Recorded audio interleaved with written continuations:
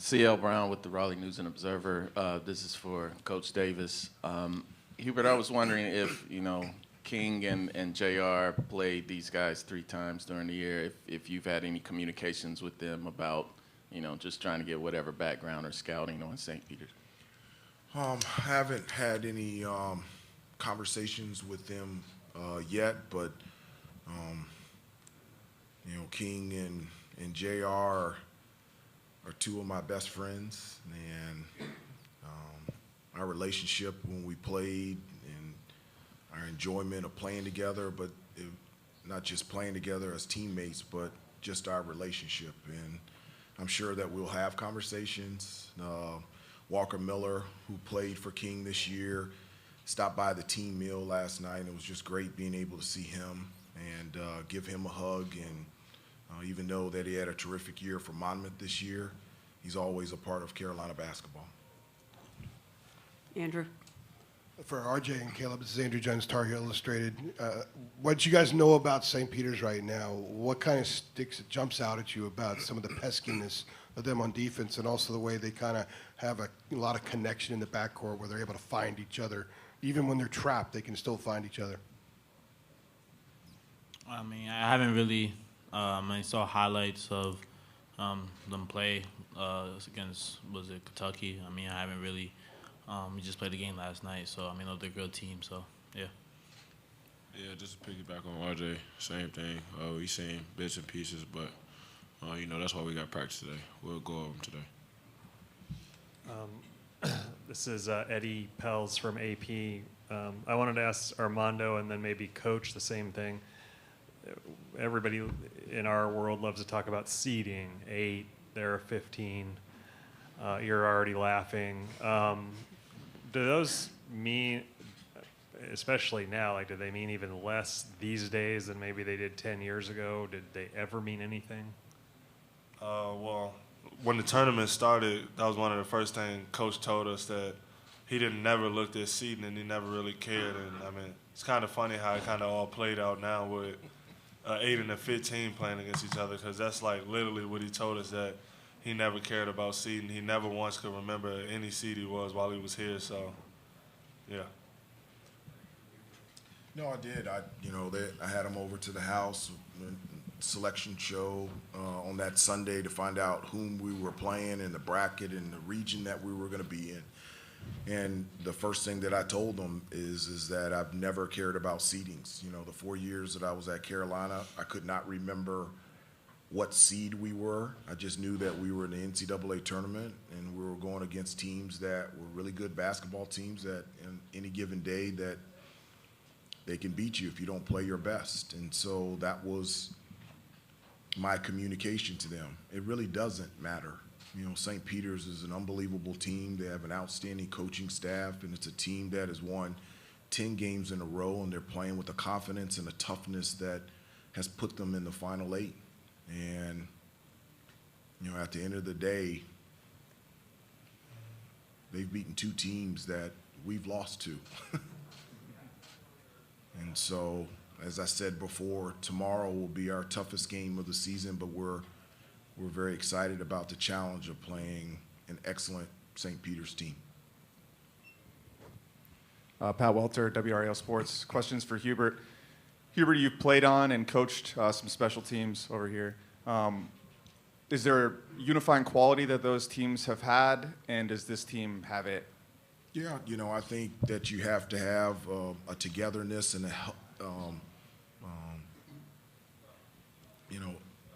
a sense of health within the locker room, a part of the team, built on relationships, built on leadership.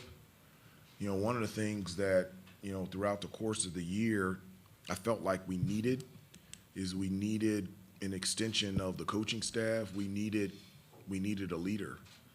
And one of the beautiful things that has emerged this year is not just been one leader, it's been a host of leaders. It's just, Leaky brings something to the table, Brady, RJ, Caleb, Armando, Kerwin, Puff, Dontrez, everybody has brought together their piece and collectively it has brought together a togetherness about this team that has put us in a position to play our best basketball over the last 2 months, and it's been really fun to see. Hubert, Pete Thamel from ESPN. When you were talking about St. Peter's late last night, you mentioned connected and connectivity. It's kind of become like the modern basketball complement. I'm wondering if you can just speak. I'm sure you haven't been able to study them that much at this point, a day later, but just give a little sense of what that term means these days and why that is such a compliment. That everybody's on the same page. You know, they're connected in terms of their preparation, their practice, and their play. They understand where they want to go and how to get there. They've identified what allows them to be successful, and everybody understands that, and everyone has accepted their role in a place where they feel like it's beneficial for them to be the best team that they can be. And so in terms of being connected, that's what I mean. It's like everybody's locked in on the same page, and they understand where they want to go and what they want to do. Reminder that we'll be releasing the players in a few minutes, so please direct some questions to the players. Go ahead. This question's for Armando, Sam Marsdale, 24/7 Sports. Despite a massive size disadvantage, St. Peter's forced 5 turnovers on Zach Edey. They never let him really dominate and take control. Have you gotten a chance to see some of the looks they gave him in the post? No, not really. I haven't really got that much of a chance, but I mean, I know they got good bigs, and I mean, they got great guards too that's good at digging and I mean creating turnovers, and that kind of been what they've been hanging their hat on. So I know I definitely got to be smart down there and just be alert and aware of everything around me.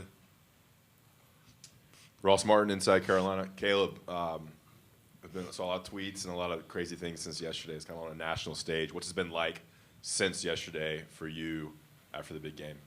You know, it was exciting to see, but this morning when I woke up, I'm focused on the next game. I had my fun last night. We got the win. That's all I care about, and, we on to the next.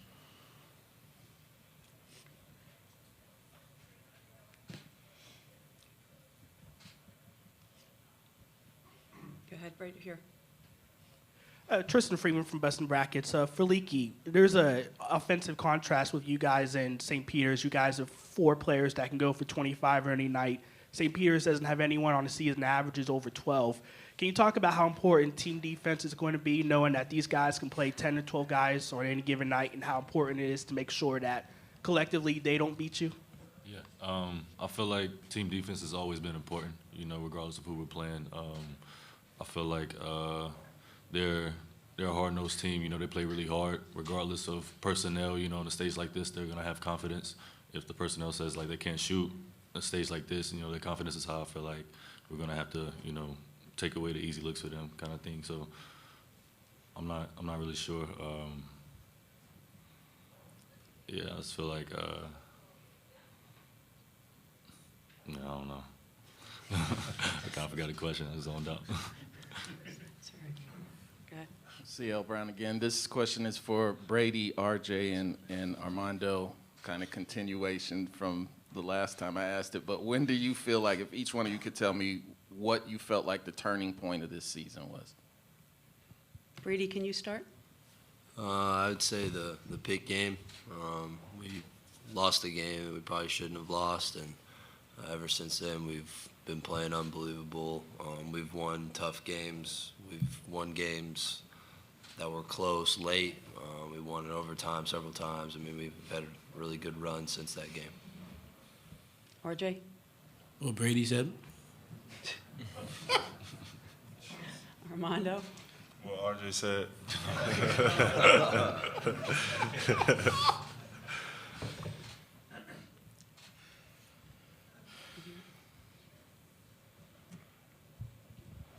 Hi, Ty Dauber, City of Basketball Love. This is for really any of you guys, but, first game yesterday, the crowd's really into it, and then coming down the stretch for you guys, crowd's really into it, a lot of St. Peter's supporters, a lot of UNC supporters.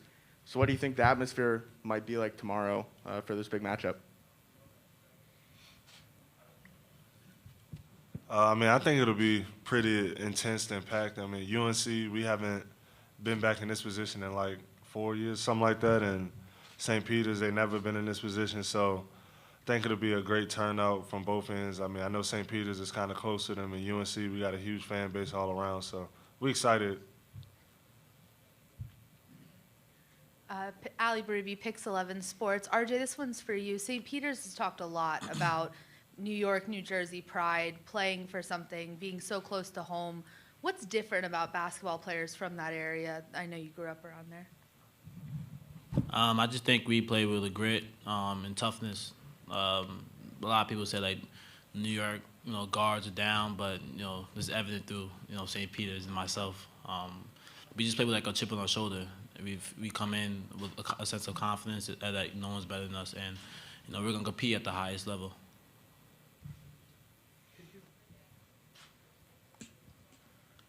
Trayvon Miles, ABC 11 in Raleigh. Hubert, this question's for you, and I'm sure the guys will chip in as well. Speaking of Twitter, we saw you do the gritty last night.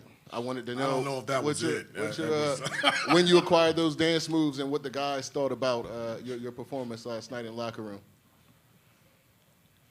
A+. Yeah, that was. He just wants me to call a play for him. Yeah. I'm going to throw the ball to you. Terrence Hatchett, Carolina Blitz. This is for Caleb. You're from the St. Louis area. You got shouted out by Bradley Beal, Jason Tatum. They're also from the area. What's it like to have guys you probably looked up to growing up just give you that love on Twitter last night? It's great, those like my big brothers. I seen them, I watched them growing up, especially Jason, and I'm kind of close with him. And then I played for Brad Billy Elite, so I played for his Brad's program. So, just having them as like role models and like big brothers is great to have. Pat Welter, WRAL Sports. Hubert, us in the media and fans already talking about potential Duke rematch. How do you make sure that doesn't slip into anything, affect anything that's coming up this next game? Well, one of the things that I've talked to the guys a lot is I've given them this Bible verse, Proverbs 4:25, and it's to keep your eyes straight ahead, ignore all sideshow distractions. And so what's straight ahead is St. Peter's. And so our full attention is on our preparation, our practice, and making sure that we play our best against a great St. Peter's team. Andrew.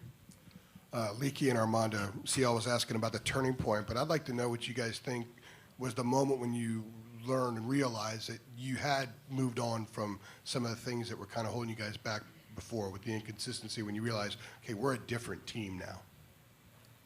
For me, I feel like it was a Syracuse game. We dug deep and that win out. We put that win out at home. I feel like that was a big turning point for me. For me, I say the Virginia Tech game, just going over and winning at Virginia Tech. I mean, it's almost impossible, and I think our toughness down there was great for us. And then I think that's when we, realized, like, yeah, we're gonna be pretty good.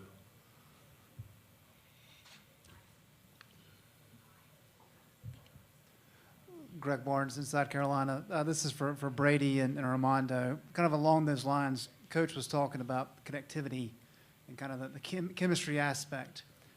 When did that really set in for this group and recently, where you can really play off of one another, both on and off the court? Yeah, I would say Armando's he's that guy down low. He's the piece we need, and when he's down there posting up, causing havoc, just drawing the defenders, it helps the four other ones out there on the floor with him. And he's just a big part down low, and the team's got to focus a lot on him. And if they don't, they leave someone else open. I'd say probably like the Virginia Tech game too, because we all, I think, just as a team, just played great offensively, and we kind of just trusted each other in big moments. Caleb and RJ was huge, and then Brady made some big shots, and then Leaky defensively too, and me. And I feel like we all just kind of came together, and we just saw like how good we can be when we all come together and work with each other. Dan. Dan Gelston, the Associated Press. Questions for Hubert. With North Carolina coaches, there's usually the connection with all the other North Carolina coaches that have come before that you've played with. But what was it like for you to go from Carolina to New York and play for a guy like Pat Riley? And you take anything from him that you use today? He seems to be, the successes were the same, but his approaches seem different than maybe some of the No, other coaches.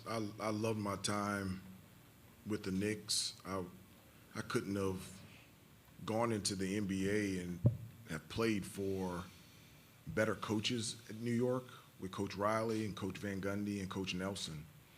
The thing that I learned from Coach Riley is, how hard you have to prepare to put yourself in a position to possibly be successful.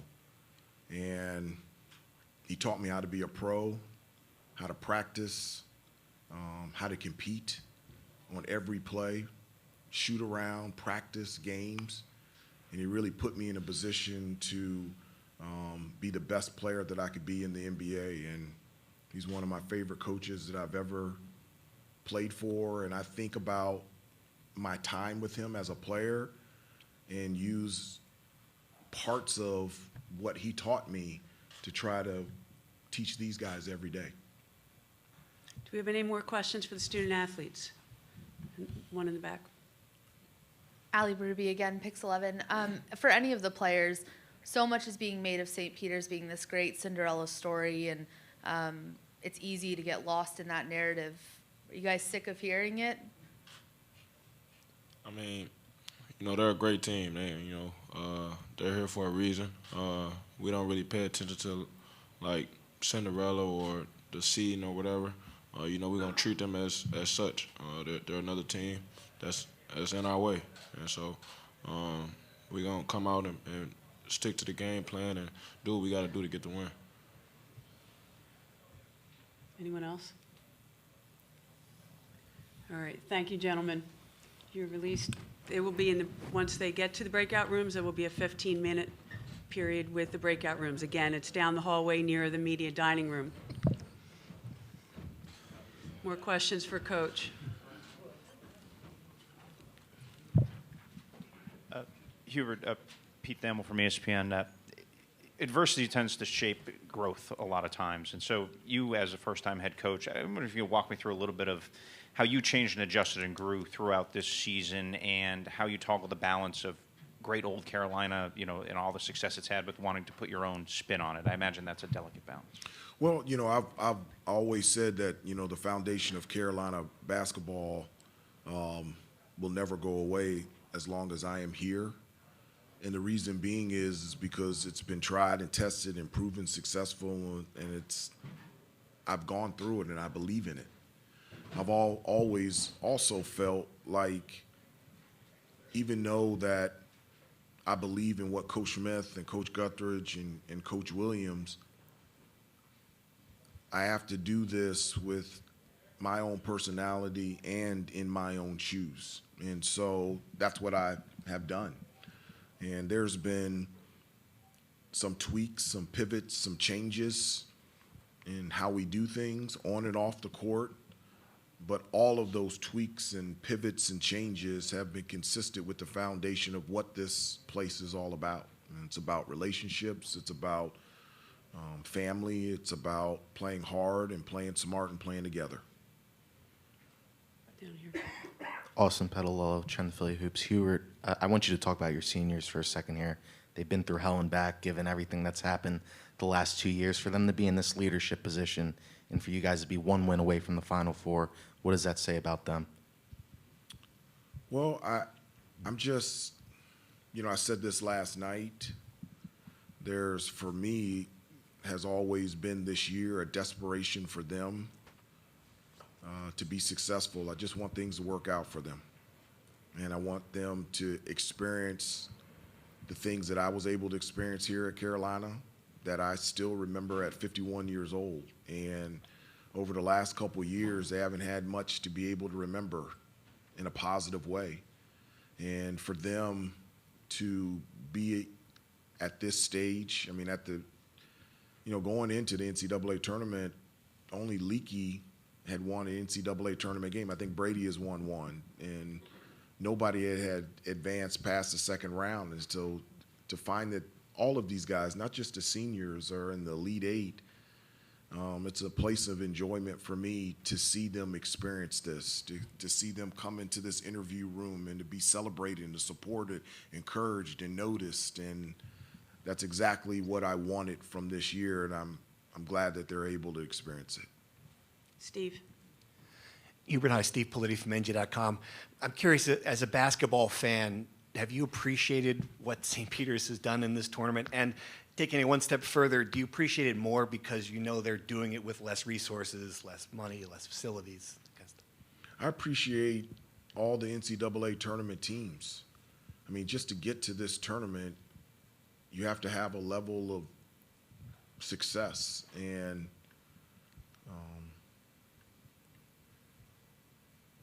I'm proud of every team that participates in this NCAA tournament. It's not just us. It's not just St. Peter's.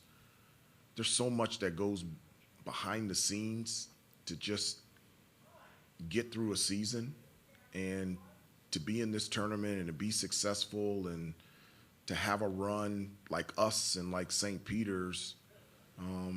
It's beautiful to watch and it's beautiful to experience. And we're in a place of thankfulness. You know, we were all talking last night and this morning, and we're in a place of thankfulness and humbleness and appreciation for where we are. This doesn't happen all the time, and we're just enjoying the moment. Over here. Greg Barnes in South Carolina. Hubert, what is unique, if anything, about what St. Peter's does defensively, and why have they been so effective on that end of the court? Well, I mean, you know, they're good defensively because they've got, one, good individual defenders, and number two, they're tied together team defense-wise. You know, in terms of size, they don't have as much size as we do, but they do an excellent job at getting steals and deflections. They do a really good job of changing defenses to keep you off balance on the offensive end. And I also think what plays a part is, you know, they're very methodical on the offensive end. And at times I think teams that when they play them, because you're playing defense 20, 25 seconds every possession, by the time you get on the offensive end, you're just so excited, you want to shoot the ball, and you necessarily maybe don't get the best shot that you want.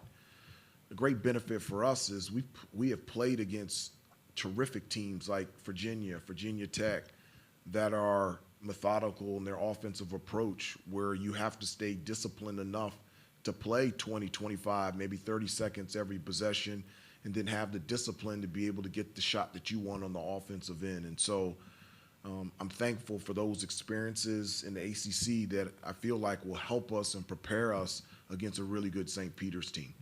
Chris. Yeah, Chris Murray from the Philadelphia Sunday Sun. You mentioned earlier that, you know, you took a lot from Pat Riley, but I was wondering, having been around Coach Smith, your uncle's Walter Davis, what's the most important thing you've learned? Or is there any type of wisdom that they've given you that you have taken to this moment? Or is there anything that they told you that you didn't necessarily believe, but now you're seeing it now? No, you know, I mean, there's a number of things that I learned from my time with, you know, Coach Smith. To name one is, you know, he gave me a chance and an opportunity, and that's the foundation of who I am. I wasn't a McDonald's All-American, so, you know, you want to talk about, you know, St. Peter's, kids having a chip on their shoulder. I know what that feels like. I had 3 scholarship offers, and Coach Smith told me not to come to Carolina because he didn't think I was good enough, fast enough, athletic enough to be able to play at that level. And I just asked him, you know, hey, could you give me an opportunity and a chance, not only to play there, but also get an education there. And I didn't know it was going to turn out like it did, but we wouldn't know how it would turn out unless you gave me a chance and an opportunity. And so that's the foundation piece for me.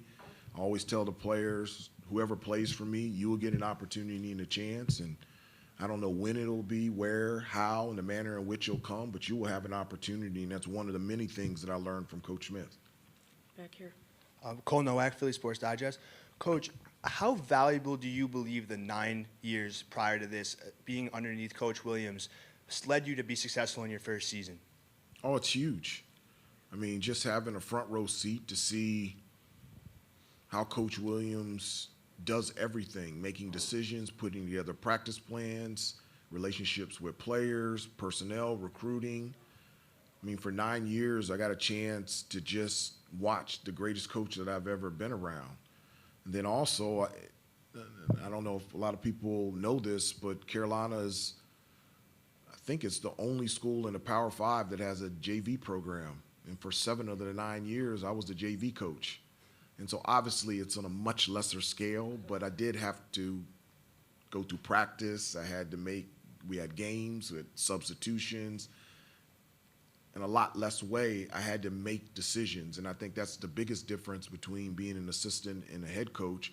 As an assistant, you're always making suggestions, and as a head coach, you're always making decisions. David in the back. Hubert, David Teal from the Richmond Times-Dispatch. You alluded last week to the last 11 and a half months just being kind of a blur, and you haven't had time to really reflect. How long did it take you to get your feet planted, so to speak, and is there anything about the past 11 and a half months that has surprised you? Well, as soon as I took the job, my feet were planted, and the reason being is two things. Number one, I love basketball, and so I'm doing something that I have done pretty much my entire life. And so, as I said before, this isn't a job for me. This is missionary work. Puts me in a position to be able to serve and to be able to help out all of these players on and off the court and in the classroom so that they can be successful and they can be the best that they can be. The second part is I'm doing it at an institution that I've loved my entire life. I just remember at 4 years old coming to see my uncle play when he was an All-American in North Carolina and just wanting to be a part of the program. So every day I'm doing something that I love at the place that I've always loved my entire life. And so even when I took the job, my feet were planted because I was in a place where I wanted to be. Eddie. Hey, Coach, Eddie Pels with AP, big picture one, but now that we're 8, 9, 10 months into NIL, and we got a ways to go, it seems like, but what are your impressions and where does that need to go to be good? Well, one of the things, first of all, I'm glad that our players and other student athletes get a chance to financially benefit off their likeness. I have always felt like that is something that needed to change.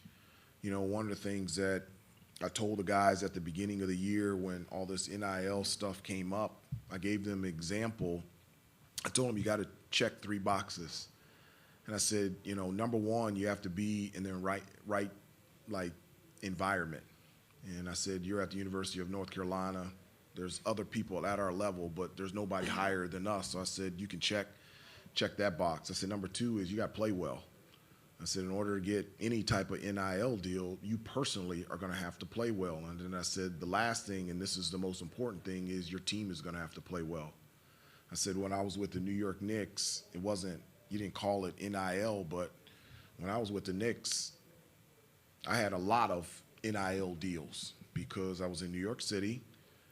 I played well while I was there, and we were really good while I was there. And then I got traded to the Toronto Raptors, and that's an unbelievable organization. But at the time, from a record basketball standpoint, it was young, we were struggling. All of those NIL deals went down the hill because I didn't play well there, and we weren't very good. And so I said, you got to put those things in perspective and be able to check all 3 of those boxes. And if you do that, the NIL deals will come. And so that's always been my communication to them.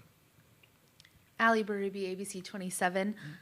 We covered Jeff Lebo in high school, my station did. And that's awesome. Yeah, we have footage from the 80s that I love dearly. But when you decide to bring him into the program, he has so much head coaching experience. What's that relationship like? Why was he an essential hire for you in your first season? Well, first of all, we're great friends. He was a senior my freshman year, and so he was the one that I watched and followed and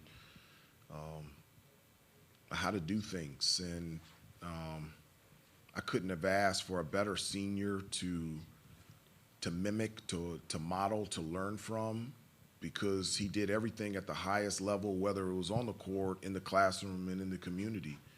And we just became instantly friends, and we've been great friends since then. And, you know, when I took the job, I just had to have somebody on my staff that had been there before, not necessarily in North Carolina, but has been in a position to make decisions. I've always felt like Jeff, his ability to connect with players, his knowledge of the game, there's nobody better than him, his passion for this place. And when I took the job, he was the first person that I called. Steve? Another blast from the past, Hubert, but when most Carolina fans think of Jersey City, they might think of Michael Corrin.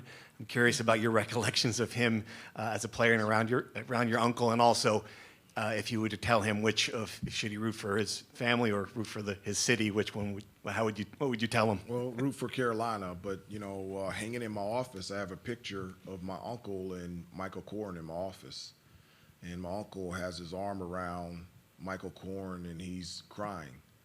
And it was right after the 1977 championship against Marquette.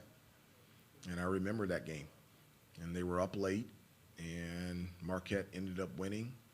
And my uncle had a broken finger, and Coach Phil Ford had a hyperextended elbow, and Tom Ligard was out of the game because he had torn his ACL, and John Kuster was stepping in and playing terrific, and I felt like they should have won the championship. But I have a picture in my office with my uncle's arm around Michael Corrin, and I've known him for a number of years, and not only was he a great player at Carolina and in the NBA, but he's a great coach and a terrific person. Why that picture? It seemed like that'd be a bad memory I don't necessarily think about the loss. I think about, here's my uncle as a senior has his arm around a freshman, and the togetherness that team had.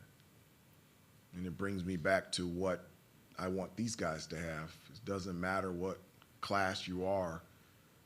We're a part of Carolina basketball, and we're all a family. We're all in this together. And even though it was a loss, it brings back to me what this place is all about. Yeah, here, Bill Plaschke, Los Angeles Times. I apologize if this has already been asked. This match is being portrayed as David versus Goliath again, but does being Goliath have its own pressures? Is it almost as hard to be Goliath as it is to be David? I don't consider us David. I don't consider us Goliath. I consider us North Carolina and them St. Peter's. As I said before, I don't look at seeds. Seeds mean absolutely nothing to me. In the NCAA tournament, you have teams that are successful and at any given day can win any game. St. Peter's has beaten two opponents in the NCAA tournament, Purdue and Kentucky, that beat us. They have our full attention, and rightfully so. They're a terrific basketball team. They're playing extremely well, and they have embodied the personality of their coach, and they have a passion and a hope and a desire that has put them in this position. And we have that passion and that desire as well. And we're excited about the challenge of playing a really good St. Peter's team. We have time for one more.